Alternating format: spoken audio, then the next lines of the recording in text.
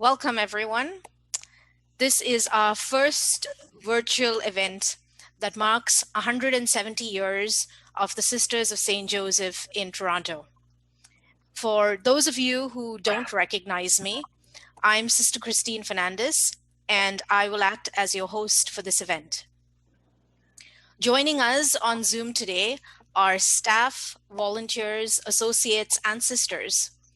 And all of us gathered here have a strong connection to the sisters and are familiar with their work and ministry. Beth Johnson, our speaker today, also has deep connections with the sisters in Toronto that go back many years. We'll begin our evening with a few words from Sister Georgette, followed by Beth's presentation. And after the presentation, I will come back on to open the room for questions, which we will accept via video and chat. And before I hand it over to Sister Georgette, I'd like to go over some Zoom features and housekeeping items.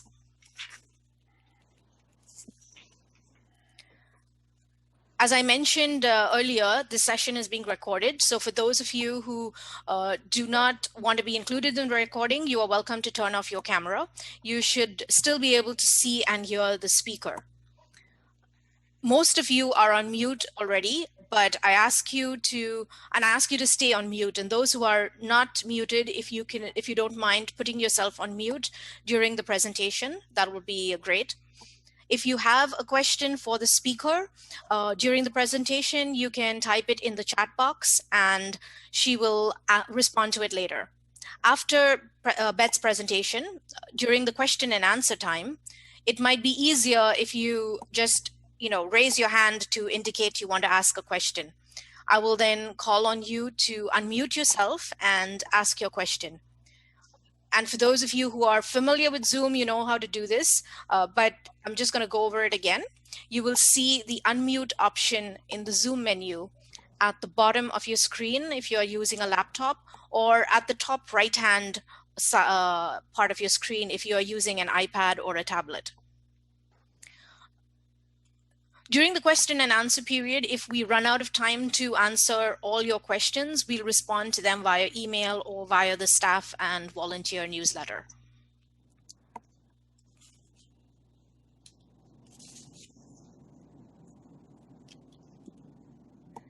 So over to you, Sister Georgette.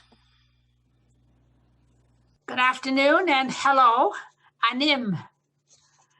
The Sisters of St. Joseph arrived in Toronto 170 years ago. As an order of Catholic women religious, our charism to care for the dear neighbor led us from Le Puy, France, to the United States, and finally here to Toronto.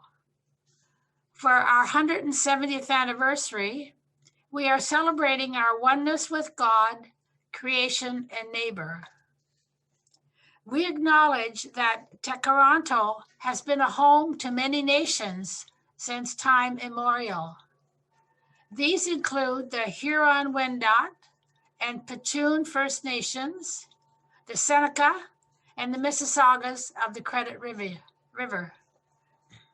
These nations were irrevocably harmed by the arrival of European settlers who have systematically tried to erase these indigenous communities and their teachings. In our ongoing journey towards reconciliation, we are relearning the history of this country and this land, critically examining the ways we have benefited from systemic racism and the role of the Catholic Church has played in systems of oppression in Canada. We are committed to redressing these harms. Now I ask the Holy Spirit to come upon us. I also ask our founder, Mother St. John, and Mother Delphine, who came to Toronto 170 years ago, that they will be with us this afternoon, open our hearts and our ears, that we may listen and pay attention and know what you want to give us today. We ask all this in Jesus' name. Amen. Amen. Good afternoon. Welcome to our first 170th anniversary event, Charism Alive. I'm so glad that you were able to join us. This is an event for staff and volunteers, but it's also an event with sisters and associates. This is an afternoon for us to be together safely and share in the charism of the Sisters of St. Joseph. I hope that you will find it enlightening. Our charism. We say that a lot around here, but we don't necessarily explain what it means every time we say it. Theologically, charism is a gift of the Holy Spirit in the church, and charism is expressed through the mission of the congregation. Our congregation has a charism, a mission, and a set of values, a unique spirit, a loving unity, a commitment to love God and to love our neighbor without distinction. And today, someone very special, knowledgeable, and experienced is going to guide us through our congregation's charism and how it shaped our history, our ministries, and what we do today. Our guide today is Beth Johnson. Beth is the President and Chief Executive Officer of the Catholic Health Sponsors of Ontario, CHSO. CHSO was created in 1998 to assume sponsorship of health organizations founded by religious orders and congregations when they are ready to move on to other missions. Beth has also been the Executive Director of Mission, Integration, Volunteer, and Visitor Services for Unity Health. And Unity Health includes our 3 hospitals, all founded by the Sisters of St. Joseph, St. Michael's, St. Joseph's, and Providence Health Center. All examples of our charism, and all organizations where Beth ensured that staff and volunteers would know the values, the heritage, and the legacy all around them. Beth Johnson has worked with us. She knows who we are as Sisters of St. Joseph of Toronto. She knows our history, our mission, our ministries. She knows what moves us and inspires us. And she knows our charism, which is why we're so lucky to have her here with us today to give this presentation and explain to you what our charism is all about, how it's a part of everything we do today. Our charism, it's not just for sisters and associates. We share it with you, and we want you to know how and why you play such an important role. Thank you very much, and thank you, Beth, for being here.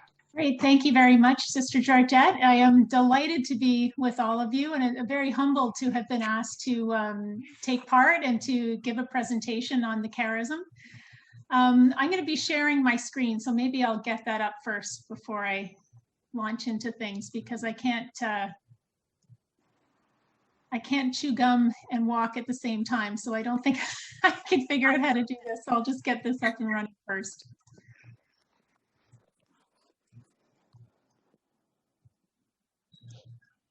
Let me just make sure I'm sharing the right slides. Okay, so can you see my title slide? Maybe just a thumbs up. You can see it? Yep. Perfect. Okay. So as Sister Georgette mentioned, I work now for Catholic Health Sponsors of Ontario, but before I joined CHSO just 2 months ago, I worked for 18 years, both at Unity Health Toronto and with Providence Healthcare. So all of my experience in seeing the charism alive has been within the context of working at Providence and then as part of Unity Health with St. Mike's and St. Joe's. So I'll be sharing some examples of the charism brought to life through some of the staff that work across Unity Health Toronto. But I've also become familiar with the ministries and the works that you're all involved with. So I've tried to add here and there where I've seen some parallels with the work of our staff at Unity Health and then the work in Font Bond Ministries and the other ministries that have been brought to life through the Sisters' inspiration. So My hope is that you'll see yourselves in the presentation, and hopefully some of the stories will inspire you to think of the different ways that you bring to life the charism that we've learned about through the sisters. And I'm learning from all of you too, so I hope when we get to the Q&A section too that you'll be willing to share with me about your work and let me know a bit more about the Charism Alive in your day-to-day lives as well. So as Sister Georgette explained, this new network of Unity Health Toronto is made up of Providence, St. Joe's, and St. Mike's. We came together 3 years ago. We share the same history and a similar mission in that we care for people who experience marginalization or disadvantage. Sister Maura was a sister who worked at St. Michael's Hospital in the 1950s. And she explained it really well. She said that the chief aim of a Catholic hospital is the care of the underprivileged. So sound familiar to all of your work? So where did all of this come from? Why did the sisters do what they did? And why did they approach care in such a beautiful way? So for some answers, I have to take you beyond Toronto, beyond Canada. I'll take you to this small town called Le Puy, which was in the kind of south central east region of France. As I mentioned, the hospitals within Unity Health Toronto have a shared history, and it's a history that we share with all of you, in that all of our works were founded by the sisters whose own beginnings take us back to this little town 370 years ago. So this presentation is called Charism Alive, and the sisters' charism was first articulated in those very early years when 6 women came together under the leadership of a Jesuit priest by the name of Father Jean-Pierre Médaille. He helped them to form this new congregation. A religious order's charism is its unique spirit, and the charism of the Sisters of St. Joseph is loving unity. You might hear it expressed in different ways, but I like this is how it's captured beautifully in just these 2 words, loving unity. To love God and to love the dear neighbor without distinction. And then their mission is what gives shape to this unique spirit. So this young congregation wasn't founded to open schools or hospitals or run social programs or advocacy campaigns. The congregation was established simply to bring life and goodness into the world. So being one with the dear neighbor is foundational to everything they have done around the world. And I had the great privilege of spending a week in Le Puy a few years ago to learn about how their charism and mission has helped shape the sisters' work and what it looks like in action. After spending time in Le Puy and then returning back to Toronto, it was really exciting to see how the sisters' charism is alive today in the work that we do. So like I said, I'll share some examples from Unity Health in a moment. And then it's my hope that you'll share some of your own examples when we get into the Q&A section. So today I've heard some of the sisters expressing their charism and their purpose in this way, that they have a mission of community and a vision of unity. And this, in large part, is where Unity Health Toronto drew inspiration for its new name as a network. When I was in Le Puy, I learned that these 6 different expressions of love help the sisters to express their charism in their day-to-day charitable endeavors. Inclusive love, self-emptying love, all-permeating love, zeal, having a listening or contemplative heart, and then cordial charity. So these expressions of love is what gives shape to this presentation as well. So we'll come back to these in just a minute. So the sisters' approach to caring for the dear neighbor really blossomed in France after they were founded in 1650. It blossomed right up until the French Revolution, also known as the Reign of Terror, when all religious congregations were disbanded and some sisters were martyred and died at the guillotine. Mother St. John Fontbonne was a key figure in the history of the sisters. She refounded the order in 1807 following the tumultuous time of the revolution. And after their refounding, the sisters' work grew again. They opened schools and hospitals and what we would call today social services. So in 1836, the bishop in St. Louis, Missouri, asked Mother St. John to send some sisters to run a school for the deaf that was in need of their help. So a number of sisters were sent, and among them, Sister Delphine Fontbonne, whose mother is St. John's niece. She came across and eventually relocated to Philadelphia to run an orphanage. And then eventually, on October 7th of 1851, Sister Delphine arrived with 3 other sisters from Philadelphia to run an orphanage at the invitation of Bishop de Charbonnel here in Toronto. He also had an orphanage in desperate need of the sisters' compassionate care. So back in the mid-1850s, there had been a huge influx of immigrants coming to Toronto from Ireland during the potato famine. Tragically, people were arriving in what became known as coffin ships, carrying people with typhus and cholera and leaving many children orphaned. The population in Toronto grew from 20,000 to 60,000 in just 2 years, with very little infrastructure to support that growth. So the sisters arrived in 1851 to run that orphanage, which was on Nelson Street, which is now known as Lower Jarvis. Soon after, they opened the first mother house on Power Street. And the following year, Bishop de Charbonnel, out of concern for the poor, wrote a pastoral letter to the diocese and announced that a house of providence would be built, and entrusted the house to the zeal of the Sisters of St. Joseph, and it opened in 1857. Mother Delphine worked closely with the bishop to plan this place of hospitality to those most in need, but sadly she died of typhus before it opened, after she was caring for a woman stricken by the disease.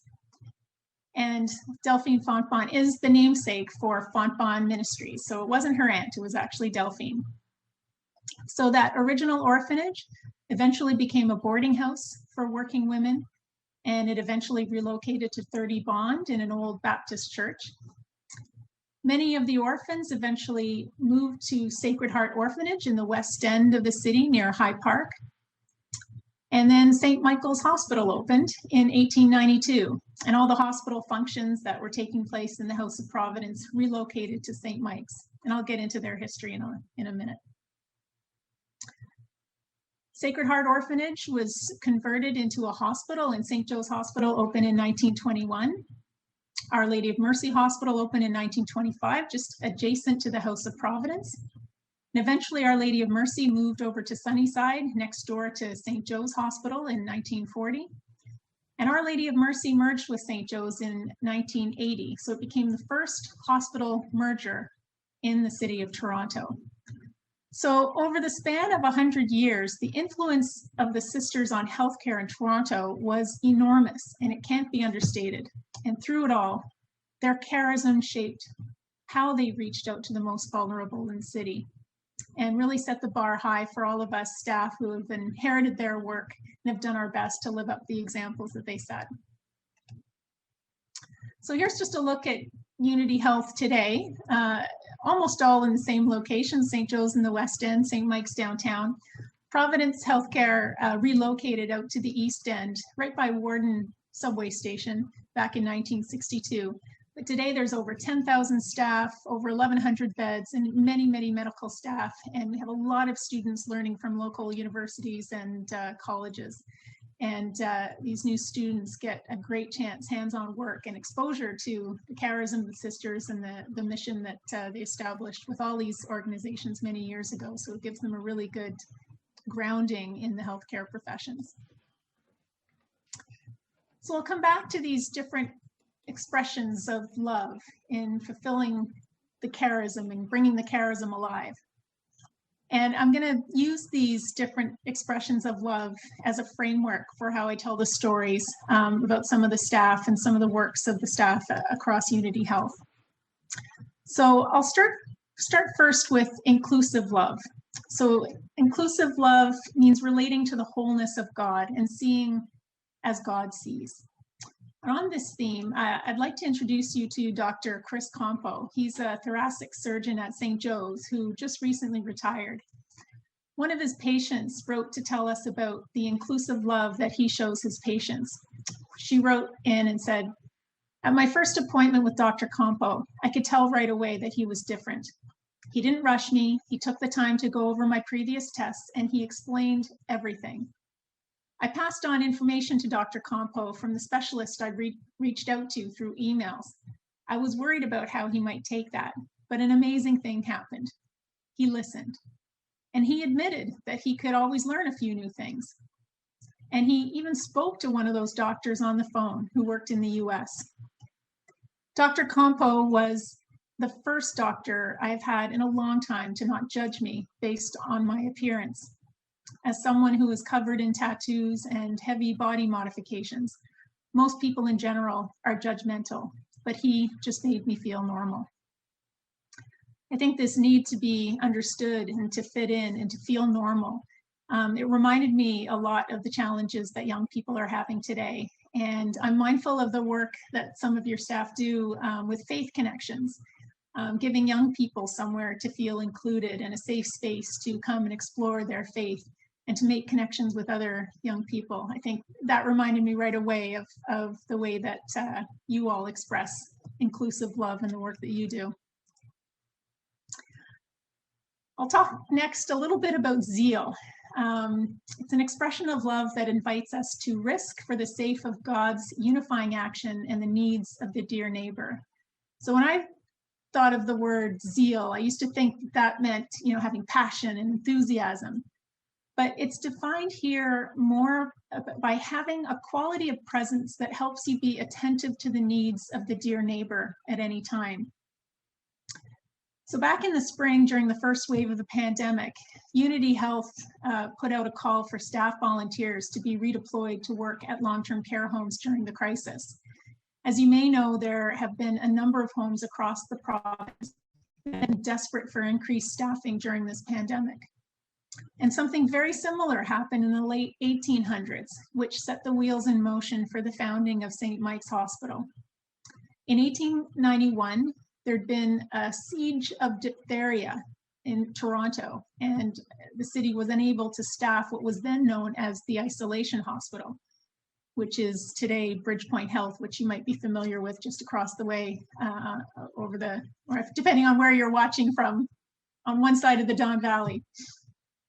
So an appeal was made to the Sisters of St. Joseph for help, and 6 sisters volunteered. Apparently, they were the only people in the city that did so.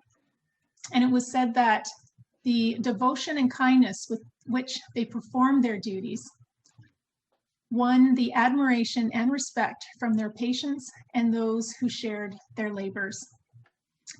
The medical officer of health at the time was especially grateful, and he proposed that the sisters open a new general hospital in the city. The Sisters Council decided that their boarding school on Bond Street would be the new site, and St. Mike's Hospital opened with just 26 beds in 1892. And now we fast forward to 2020, and at Unity Health, St. Mike's and St. Joe's hospitals, a number of staff stepped up with courage and compassion to work at neighboring long-term care facilities. So the staff in our organizations today may look quite different from the sisters of yesteryear, and I've included a picture of Sister Kennedy. She would have been the congregational superior at the time when St. Mike's was opened. Even though we look quite different, the response to the unmet needs in the city certainly continues today. It's also my understanding that the Office of Social Justice, Peace, and Care of Earth is collaborating with others on work for a just recovery following this pandemic. So certainly the charism of loving unity and how it can be expressed in the context of reconciliation and Indigenous settler relationships is crucial. The work underway in exploring how to build bridges towards social and ecological justice certainly has zeal written all over it. So congratulations to all of you for supporting that work. Again, on the topic of zeal, and having a listening heart comes into this as well. I wanted to tell you a bit about Rosemary Suchi. She's a consultant in the Planning and Business Development Department at St. Mike's. Recently, Rosemary was leaving St. Mike's on her lunch break. And as she was walking away from the hospital, she noticed an elderly gentleman who seemed to be having trouble getting to the hospital. Dozens of people were rushing by, intent on getting on with their day, but Rosemary stopped and offered assistance. And it turns out the man had fallen and hit his head and was struggling to make his appointment at the hospital. Rosemary supported him all the way back to the hospital, got him a wheelchair, and took him to his appointment, where she was told that, in fact, there was no appointment, but the staff made sure that they advised Rosemary to take him straight to the emergency room. So Rosemary took him to the ER, where she got him checked in and offered to call his family. After placing the call, Rosemary stayed with him the entire time until the family arrived 2 hours later. She was a constant positive force, giving up her lunch break and moving her schedule around so he would not be left alone, in what must have been a very scary time. Rosemary risked a lot by stopping during her lunch hour to help. When we work in a ministry that was founded by the Sisters of St. Joseph, you tend to develop that sense of presence that keeps you attentive to the needs of the dear neighbor at any time, and having a listening ear and being attuned to the needs of others. So regardless of where you work, I know I just gave the example of one of our physicians, but Rosemary works behind the scenes in the planning office. You might work in maintenance or housekeeping or in payroll, in those support services that don't always have the opportunity to work on the front lines and to have direct contact with clients.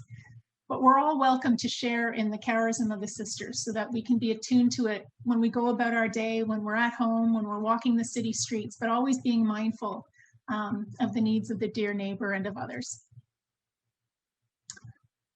This next story has more to do with having that self-emptying love, being emptied of whatever stands in the way of having a deepening union with God.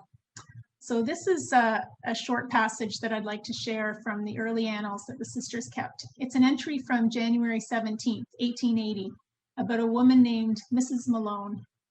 And this is how it reads. Sister Liguori and Sister Immaculate found Mrs. Malone in great destitution and very ill in a lane off Queen Street.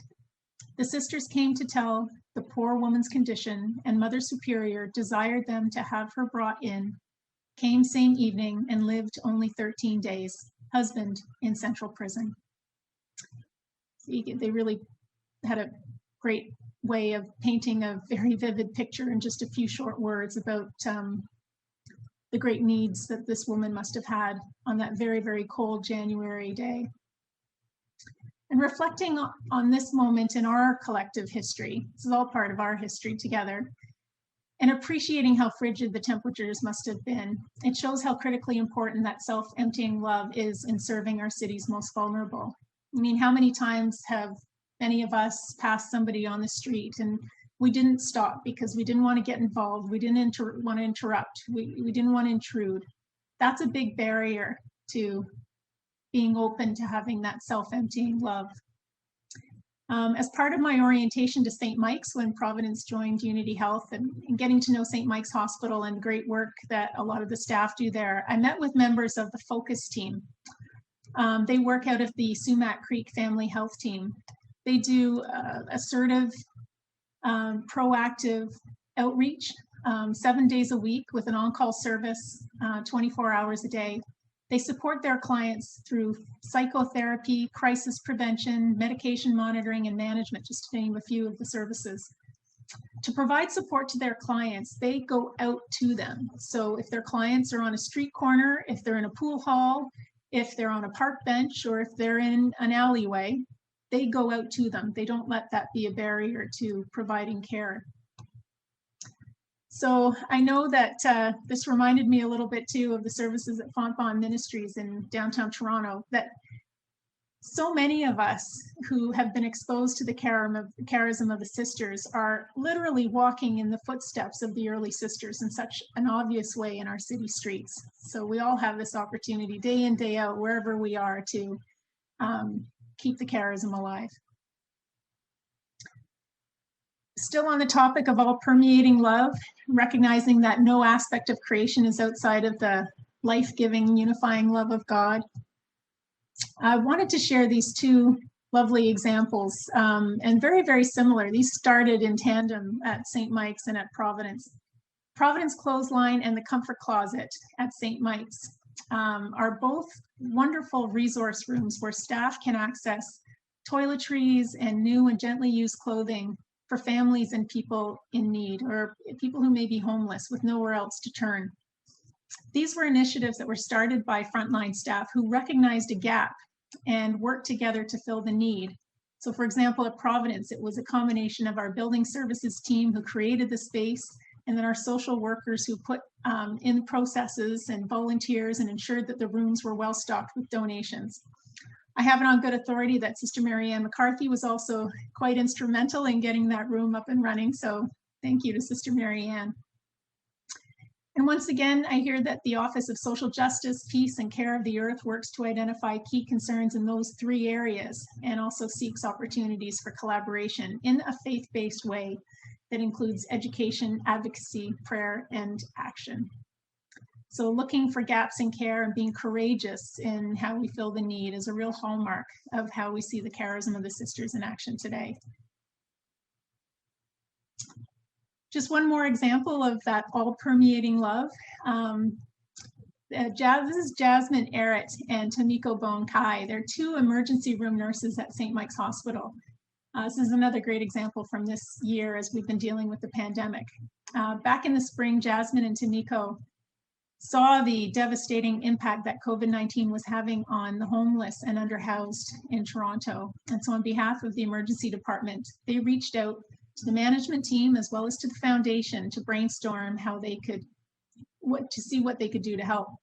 So in April, they launched the St. Mike's Hospital Toronto Giving Back to the Community fundraiser. And they had a goal of just raising $10,000 to support Fred Victor, Sojourn Houses, Dixon Hall, and the Salvation Army. Their goal was $10,000, but by the end of it, they had raised over $40,000, and they expanded that list to 10 different organizations. As witnesses to the suffering of the homeless community, they really stood up to make a difference. The nurses saw an injustice and they took steps to remedy it. Once again, social justice in action.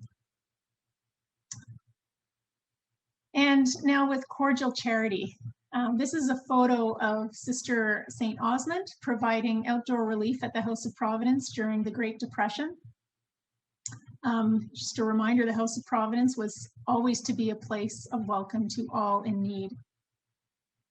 The House of Providence was at capacity with their residents, but that didn't stop them from providing this outdoor relief. People in Toronto were destitute by the economic hardships, and they often had nowhere else to turn for a hot meal. And this reminded me a little bit of this gentleman, Earl Regular, who worked on the maintenance team in building services. He was nominated in the past couple of years for a Values Award. And it was in that nomination that we learned about how he loves to share his Newfoundland heritage with others. Earl met one of the residents who lives in the long-term care home at Providence. This man apparently was an Irishman. And Earl told him about a meal that he cooks often for his family. The resident was interested because it was a very similar meal to something that he had experienced when he was growing up in Ireland. So when Earl realized just how this meal brought back so many wonderful memories for this resident, he decided to bring this resident a meal the next time he prepared it at home. So the following Sunday, on his day off, Earl drove from his home in Oshawa to the houses to bring this meal to the resident. The resident almost cried when he realized what Earl had done for him. And this story reminds me a bit and helps me appreciate the importance of the work that the In Good Company ministry program is doing in providing friendly home visits and good conversation for people who are isolated and in need of emotional and spiritual support. Cordial charity is a love that can be offered by anyone at any time. And just from the way that somebody can be welcomed and accompanied, it can leave somebody feeling strengthened and renewed and refreshed. And that's the whole point of cordial charity. The last one I want to touch on before I wrap up is around having a listening heart or a contemplative heart, nurturing the interior space needed to notice God's movement in all aspects of life. So I've shifted away from some examples of frontline care and how we deliver on our mission in that regard. But I've chosen this image of a boardroom, a meeting room. I think we're all familiar with what it's like to have meetings in our workspaces. Some meetings can be more formal than others, but often they don't take place in such fancy rooms as the one that's here. At each of Unity Health sites, large meetings start with an opening prayer, a reflection, or a mission moment. And I just wanted to share a story of something that happened to me in my first few months when I was working with the newly integrated network of Unity Health Toronto.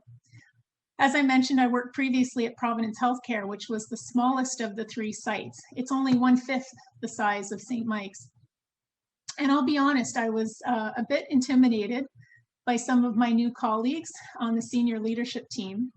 And so one day when it was my turn for the opening prayer at one of our executive committee meetings, I decided to do something a little bit different, but I was quite nervous about doing it. I decided to invite all the vice presidents to choose one of the sisters' 100 maxims and to reflect on it.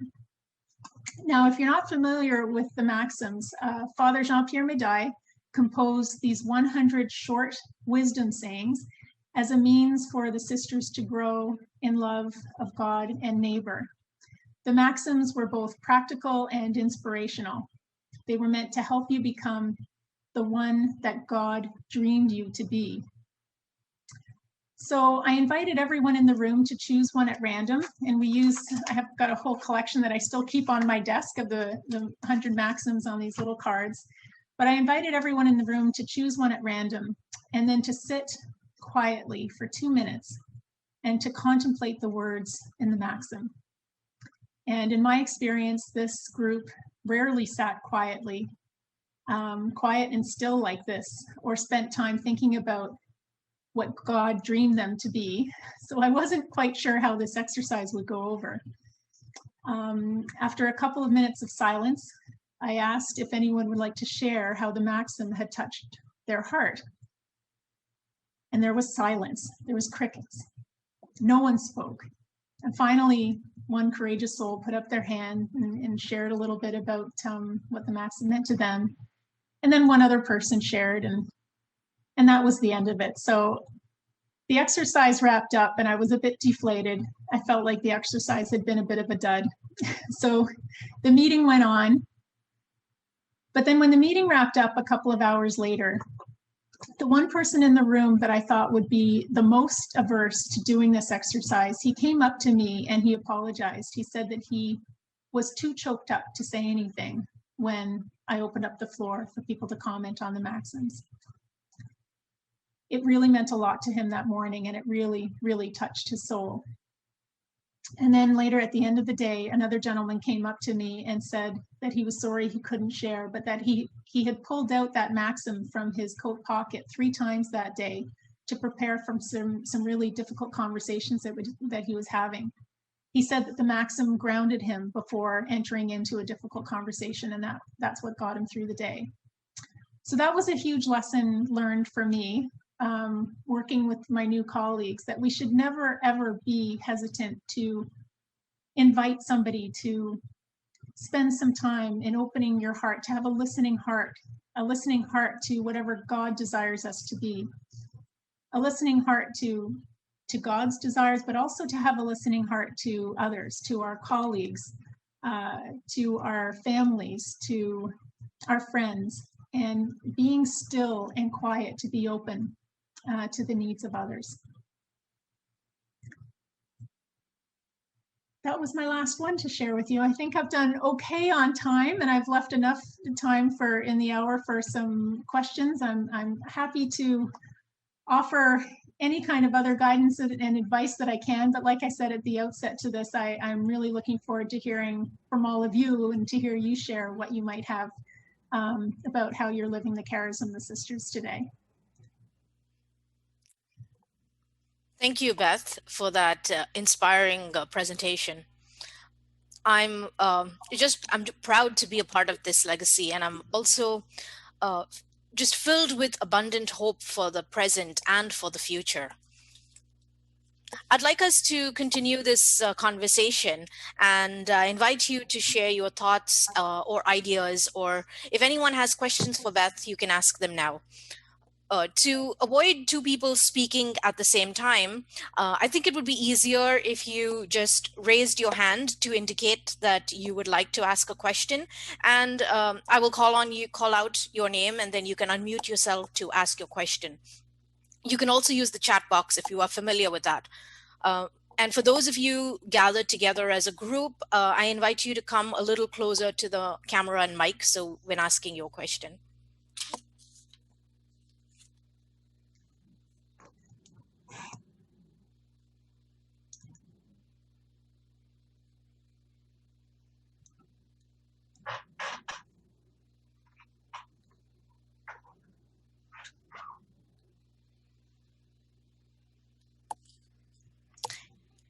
And I see Ben has his hand raised, and Leanne. So we'll start with Ben's question and then move on to Leanne. Actually, it's not a question. It's more of a comment. Actually, it's not more of a comment. It is a comment. Thank you for that presentation. It was great. It did a bunch of things. It brought me back to Lepuy, and you know what we learned there, and it brought me back, and it was a great review, the elements of the charism and how you explain them. So thank you for that, and I really hope that everybody has an opportunity to learn more about those and what they mean, and you explain them really well in very simple, realistic terms, and I was actually also really happy to see how you brought the elements of our daily work. And I'm talking about Font Bomb Ministries here into the presentation. It was also really gratifying just to see the direct line to those elements of the charism, and really proud of the staff and what they do every day in carrying this legacy forward. Awesome. Thanks very much, Ben. Thank you. Yeah, I've had a chance to get to know a little bit more in the past year about the work of Font Bomb Ministries. I went on a tour with Ben and Anne-Marie not that long ago of Mustard Seed, and I just see so many different parallels to the work that's being done at Unity Health with the ministries that you all work within. So it's really gratifying to see there's this whole web. You know, I thought I might go over time, but at the end of the slides, I had a map of the city of Toronto. I started to plot out where, Studio on the Hill is, and where the Village Mosaic is. And you start to see there's this whole web of organizations across our city filled with people who are living out the charism of the sisters. So it kind of wraps the city in a bit of a hug. And just knowing that we're all out there and doing what we can to fill the gaps that there are in society. You know, there's always unmet needs in our city, and knowing that there's so many of us out there with eyes and ears on the ground and always looking for that next opportunity. It's very, it fills the heart. So thanks, Ben.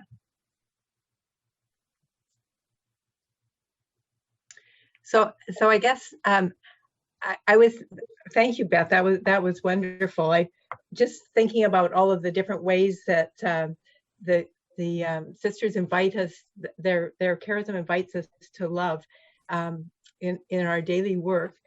And I was thinking about that and wondering where, for us as individuals, where you would think that sort of our growing edges, or where it is that we may be needing to grow bigger in love, in these pandemic times, but also perhaps into the future. Is there an area that you think that where you see that there's an opportunity for us to be more loving and more filled with the charism of the sisters?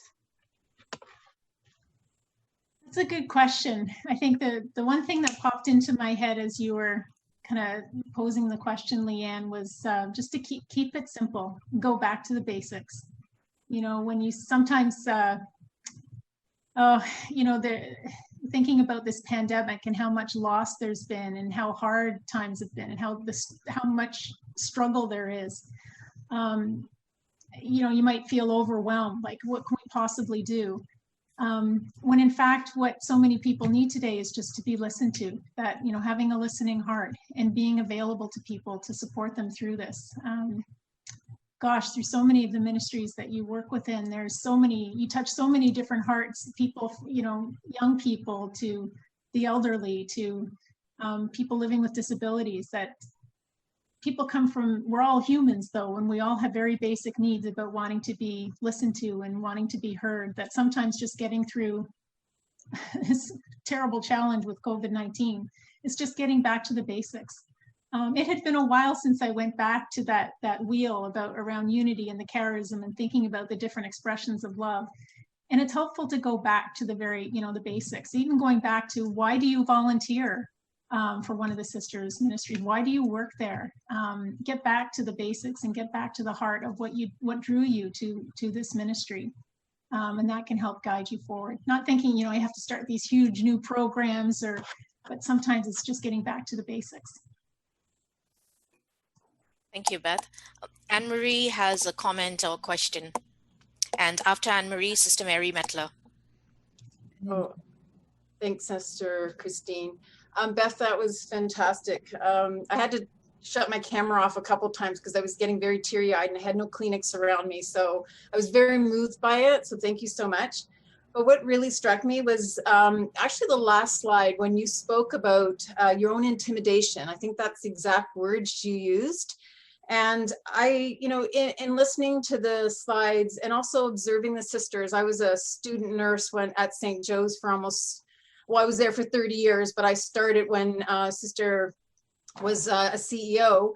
But what really struck me is, like, fear can often stop you from taking the next step. So I felt the fear in you when you were expressing, but yet you still did it. And I suspect the sisters were frightened at many times, but they still took the steps to do what they did. And I just wanted to hear what you had to say about fear, because I think fear can stop us from doing a lot of things. It's really easy to be comfortable. And I just would like to hear your comments on that. And I think the only other thing I want to say is I was also a student nurse when Dr. Campo was a resident. So I worked alongside of him for almost 20 years, and he's exactly what you said. He's a gem. Thank you. Oh, that's good to hear.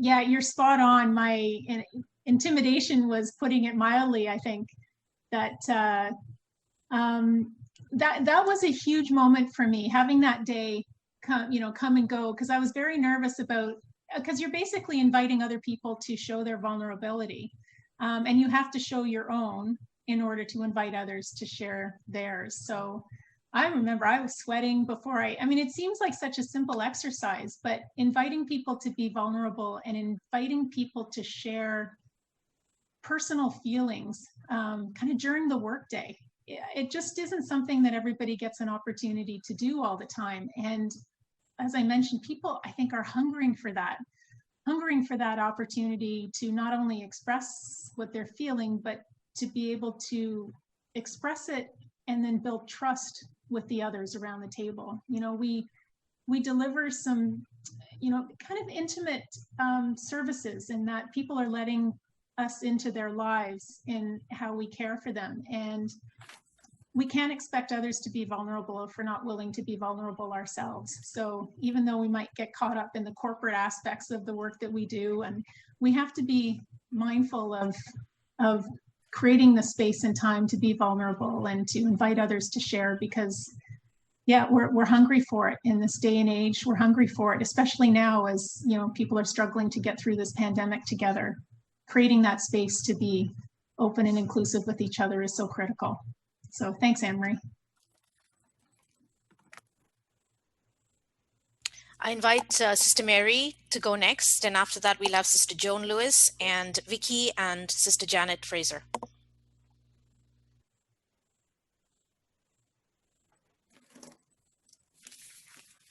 Thank you, thank you, Beth. That was a wonderful, wonderful just journey through our charism. And I too have been to Le Puy, so I can resonate with that.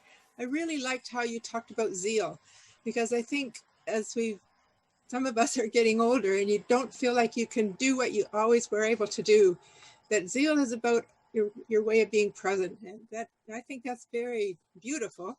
and very comforting. And one of the things I've been doing over where I live is visiting a hospice patient at home. And of course, I haven't been able to see her since March, but I phone her every week and we talk, and I talk with her husband, and she always says, you never forget. She said, that's so wonderful. You know, it's just, anyway, so I'm really just, I love that. And I really love the way you took the maxims to a board meeting. I just thought, good for you. You know, the more we can talk about it, the better. So maybe sometime I'll be at a meeting and I can do the same thing, but thank you. Probably it was through my time in Lepuy. Actually, Vanessa Nicholas Schmidt was the one who saw these little treasure boxes full of the 100 maxims. You can order them through the sisters in Philadelphia, but I actually ordered enough to give, every time a new vice president joins Unity Health Toronto, they get a box of the maxims and they learn about how they can use them in meetings with their own staff. So, you know, spreading the word is part of what I've tried to do. So yeah, thank you.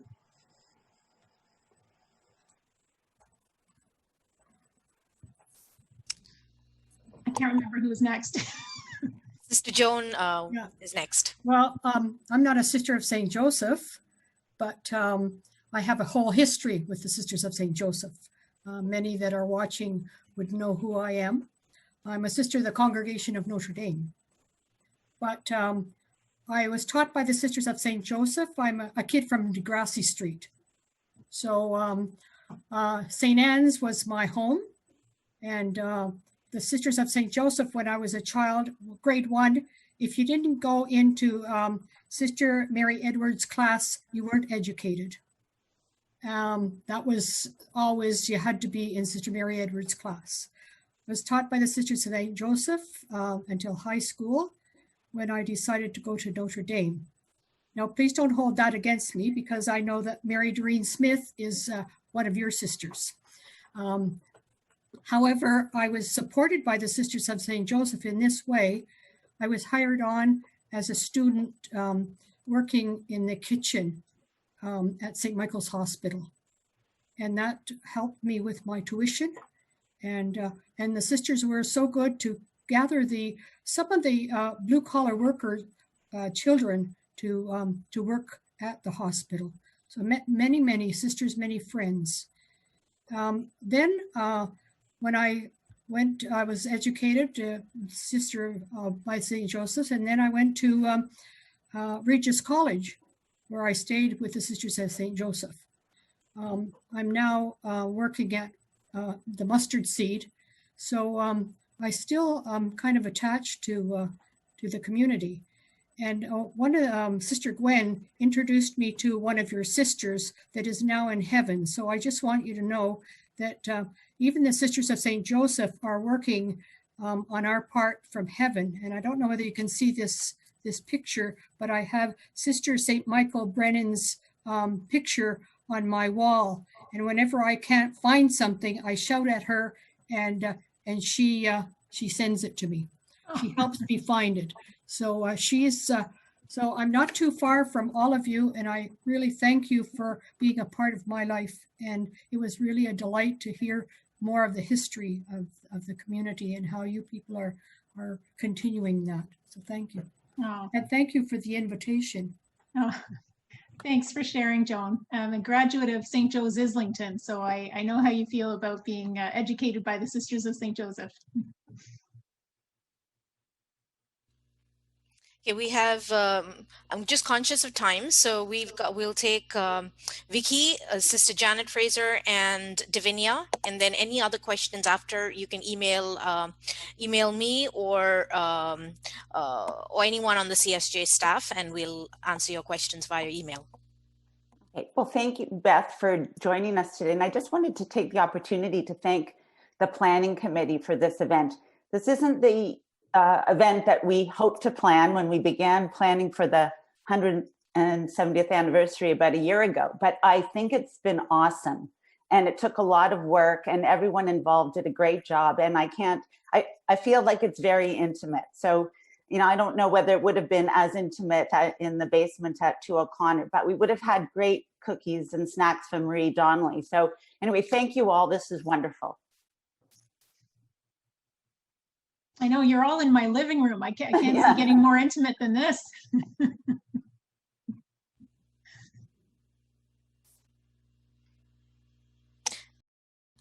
Sister Janet Fraser next, if you can unmute yourself, and Sister Divinia will be our last question. There we go. Are we unmuted? We can hear you. Okay, we're a community of 6, and we're 6 elders living together. And having the example of Sister Delphine, we thought, now what can we possibly do at this time of emergency for everybody? So our decision was that we would meet every day and say the rosary because of the epidemic, but because of many other things. So as we begin the rosary every day at 20 to 11, we say, what is the intention that we are remembering today? And it might be an individual, it might be the USA with their elections, it might be, today I prayed for the gift of hope that and courage for all of the citizens, that we would be able to respond to the requests of our Premier and of all of the people of Canada in fighting this. So we feel very powerful in making that basic presence of prayer for all of the intentions. And we feel really as if Mother St. John and Mother Delphine are our models in this. So thank you. Oh, thank you for all the prayers. We feel it. Thank you. And Sister Divinia has our last question for today. I just would like to thank you, Beth, for your presentation. It really brings us home to our own charism and to bring us into awareness of how our charism is still lived today, especially at this time of pandemic. And I also like the way you talked about your fear towards the end of your presentation, because that's exactly how I felt when I was trying to choose a ministry in my novitiate. And I was so fearful to go to the prison. Yet when I started doing it, that's where I really felt that call for God's inclusive love. When I started visiting the jail, and which I continued doing, visiting the jail here, which was not possible during pandemic.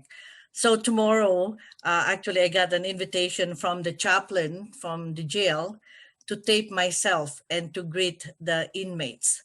So it's one way of really being present to them. So again, thank you, Beth, for your presentation. Oh, my pleasure. It's good to see you, Divinia. Thank you. Nice to see you too. Thank you.